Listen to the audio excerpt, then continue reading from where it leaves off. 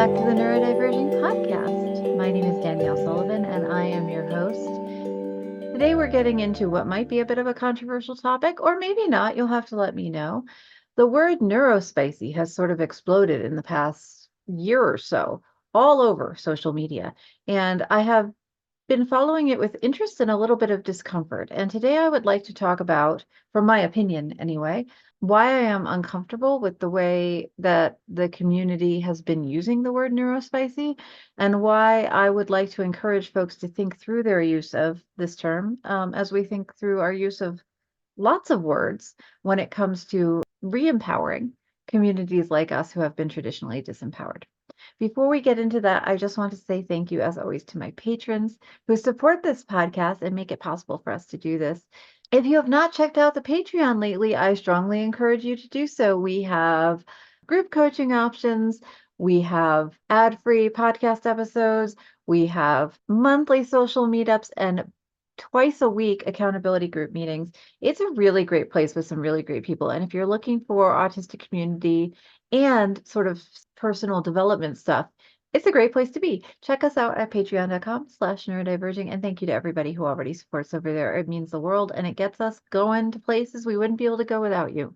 So let's dive into this. So a couple of months ago, a friend of mine was talking to me about a business idea that they had. And one of the things they were considering using in the title of the business, or the framing or the copy for the business, was the word neurospicy as part of their product name. I had this sort of immediately uncomfortable reaction to the idea of labeling something with this term neurospicy, and I ended up declining to work further with my friend on this particular project, though I wish them complete success with it. I couldn't wrangle myself around to feeling okay with the use of the term. And I kind of went back and forth on this a lot because I was like, well, am I just being like an old-fashioned curmudgeonly person? Like, why don't I like this term? It is so popular. I see it all over Instagram. I see it all over Tumblr. I'm not on TikTok, but when I see the TikToks that have been re-uploaded to other platforms, I see it everywhere. A lot of people have really glommed onto this word. And when I see a lot of movement into a new term like this, it means that people are feeling heard or described or validated in some way by a term that hasn't existed before. And I think that's really important to notice, right? Is when people find a new word attractive and they want to label themselves this way, that means that some part of them is feeling validated by this word. But I still felt really uncomfortable about it, and I couldn't really talk myself into being okay with it despite my kind of awareness of this validation aspect. And so I have spent about 2 or 3 months like really thinking about this, and here's kind of where I've come along. So before I get into this further, in case you're not familiar with the word neurospicy, let me just sort of give you a basic definition. As far as I've not done any research on this, right? So this is just from my experience. What I see is the word neurospicy appearing in social media primarily among folks kind of like me. It describes a kind of neurodivergent person who is like quirky or has some weirdnesses or some differences, but not like too abnormal, quote unquote, and usually has lower support needs, and who often seems to want to identify as neurodivergent, but doesn't actually want to say the word neurodivergent. Again, my opinion, but that's what I see. When I see people say neurospicy, it's like a cute way to say neurodivergent, but I don't actually want to say neurodivergent, and I definitely don't want to say disabled. I think a lot of people think it's just this cute word, but I also think, and this is after several months of wrangling with it, I really think it's a step towards ableism, and it makes me uncomfortable. And let me talk more about this. So if you're an autistic person or you know anyone who's autistic, you're probably at least somewhat aware of the term Asperger's, right? Asperger's is still used a little bit in some other places as an actual diagnosis, like, so it's the term you get when you are identified as autistic. And as I found out when I talked to Kate McNulty a couple of years ago now about her book, Love and Asperger's, I'll put a link below if you haven't listened to that podcast. It's really fantastic. Many older adults in the United States and elsewhere self-identify as Asperger's individuals because that was the diagnosis they received when they were younger and they were originally identified. In the United States and some other places, Asperger's has really fallen out of favor as we've learned more and become more aware as a society about Hans Asperger's ties to Nazism, right? And there's lots of articles on that. I'll link some down below. I'm not going to get into it too much here. Instead, many diagnosticians and their diagnostic manuals, as well as individual humans, have transitioned away from using Asperger's as a terminology and into the word autism, sometimes with additional descriptors like a level of severity or a need of support, right? So again, I'm not going to get into this too much here, but in some places you get the label autistic, and then you get a support level. So you are level 1, level 2, level 3 autistic. I do not think that's a great way to do that, but that's not what I'm talking about right now. I'll put links below if you want to look into it more. And then what's becoming more popular now is to talk about autistic people in terms of our support needs, right? So like, hi, I'm Danielle, I'm autistic. I have low communication support needs. In most cases, I can communicate fine myself. I have moderate to high levels of support needs when it comes to like handling executive function tasks, for example. Okay. So we label the amount of support we need based on the sort of section of our life that it applies to. So if you've listened to this podcast or you're aware of me for any of length of time, you might have noticed that I don't tend to try to push people on how they label themselves. I do not personally think it's okay to use Asperger's as an individual label, and that is my opinion. I also don't feel like it's okay for me as an individual human being to step on other people and how they label themselves, especially folks who have been marginalized for a lot longer than I have. And in the case of Asperger's specifically, the folks who are mostly labeling themselves Asperger's are our older generation autistics. They are our elders. So I don't like the term Asperger's, but I'm going to support autistic elders' use of it in part as a show of respect because I wouldn't be here without them. And I would say most of us would not be here without them. The work would not have been accomplished without them. And so I don't think it's cool to use Asperger's. But I also think that if anybody gets to use a really problematic term, like, I don't agree with them, but I'm not going to tell them what they should call themselves. They've had enough of that over their lives. All of this said, one of the main criticisms of the term Asperger's and Aspie and related terms is that these words are only used for autistic folks with lower support needs, right? Level 1, quote unquote autistics, people who mask well, people who mostly blend into neurotypical society and expectations. So Asperger's people, are quirky autistic people. They're still quote unquote productive members of society, and we can quote unquote fix them. So they kind of look like neurotypical people. Do you see what I'm saying? So Asperger's people, Aspie, self-identified people, tend to be framing themselves as sort of the better version of autistics, right? The lower support needs, better masking, people who can function, whatever that means, in society, right? Words like Asperger's and Aspie are used to divide autistic folks into levels of social acceptability, where some of us are kind of okay and contribute to society, and thus we can be marginalized, but otherwise left alone. But those of us who are highly disabled or have stigmatized mental health conditions or have significant support needs are a drain on society. We are unproductive and we are subhuman. And therefore, it's okay to marginalize us even more or put us away in group homes or in sheltered workshops or, in the special ed room at school and dismiss us as neurodivergent non-humans. So in some very real ways, language is used to further marginalize people to disrupt their access to basic human rights like education, shelter, autonomy, personal safety, and more. How we talk about people affects the real life experience of these groups. Okay, so do you see where I'm going with this? When we use words like neurospicy, we are saying that we are neurodivergent light.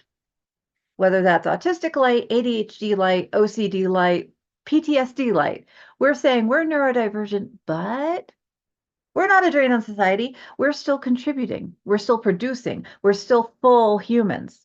We're allying ourselves with neurotypical society and separating ourselves from all of our higher support needs cousin. Using words like neurospicy or Asperger's are just other forms of masking. To me, the word neurospicy is kind of like the concept, I don't know if you're familiar with this, of the manic pixie dream girl in film. right? The manic pixie dream girl is a kind of quirky, cute, beautiful, but a little bit weird girl who is there primarily to serve the male gaze, right? She's not there to be her own person. She's there so a privileged group in our society gets to look at her and enjoy her. And to me, Neurospicy is sort of similar. It is not there to help or support neurodivergent people or disabled people. The character of the neurospicy neurodivergent person is there to serve the neurotypical gaze.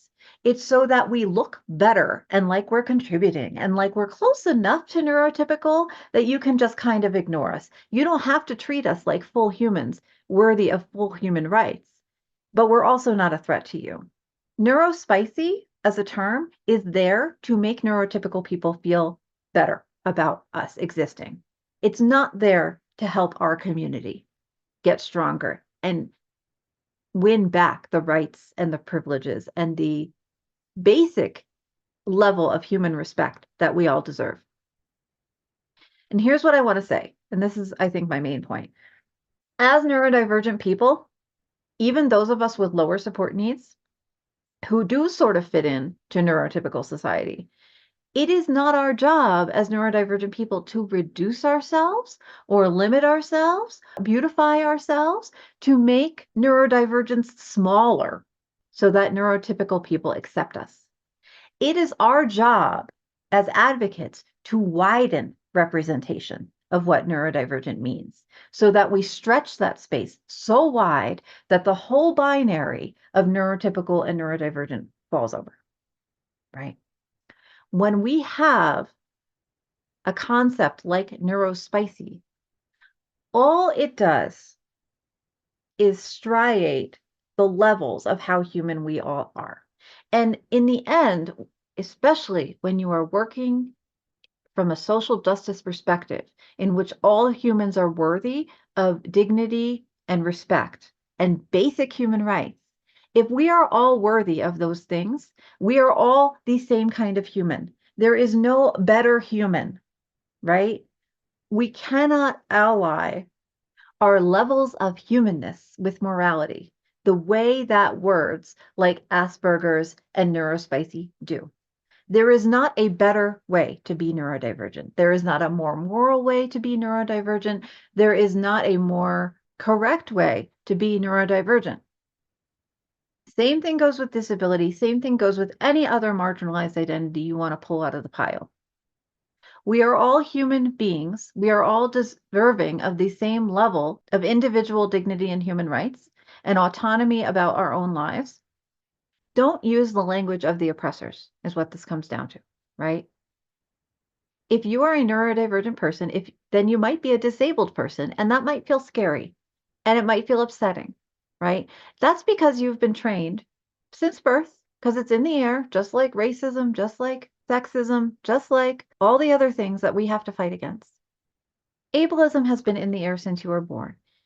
If you are learning that you are disabled, that's scary. You don't want to be disabled because you've been taught that being disabled makes you not as human as everybody else. And here's what I need to tell you. Regardless of who the heck you are and what marginalized identities you may possess, you are just as human as everybody else. Part of our job as advocates and as self-advocates is to help everybody notice and recognize and internalize the fact that all humans are humans. There's not better humans and worse humans. All humans are humans, and all humans are worthy of the same basic rights and respect. Okay. So I know that a lot of people who have been using the word neurospicy, right, for example, because it's a pretty new word, use it because it feels cute and quirky. And I think that there's an aspect to this where so many of us have not been able to be happy, have not been able to find joy in our day-to-day lives. And we deserve to find joy in our day-to-day lives. And if you can find words to use to describe yourself that align you with feeling joyful, I want you to do that. But with neurospicy specifically, I have this concern that we are, when we use that word, aligning ourselves with the wrong side. And as much as I don't want there to be sides in, how social justice work happens, part of the way that we make change is by thinking through how we align ourselves with these norms, right? If the norm right now is to assume that disabled people are not worth as much as able-bodied people, we need to push back against that norm. And the language we use, how we talk about ourselves, and how we talk about ourselves as part of a community of other people is one of the ways that we push back against norms.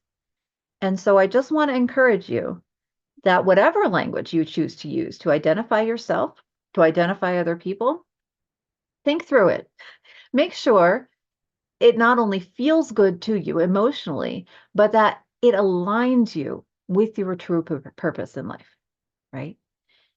If you are somebody who would say that one of your purposes in life is to work against ableism and for disability rights, then try to make sure that you're using language that actually supports disability rights. Okay.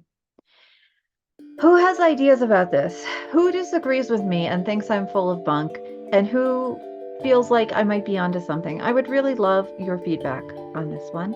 Please feel free to leave a comment, or if you want to make sure I absolutely 100% see it, join us in the Patreon or on the Discord, where we can have actually really good conversations in a safe-ish space with people who really understand you at patreon.com/neurodiverging. Thank you so much to all you all again for supporting me in my work, and I hope to see you again in the next one.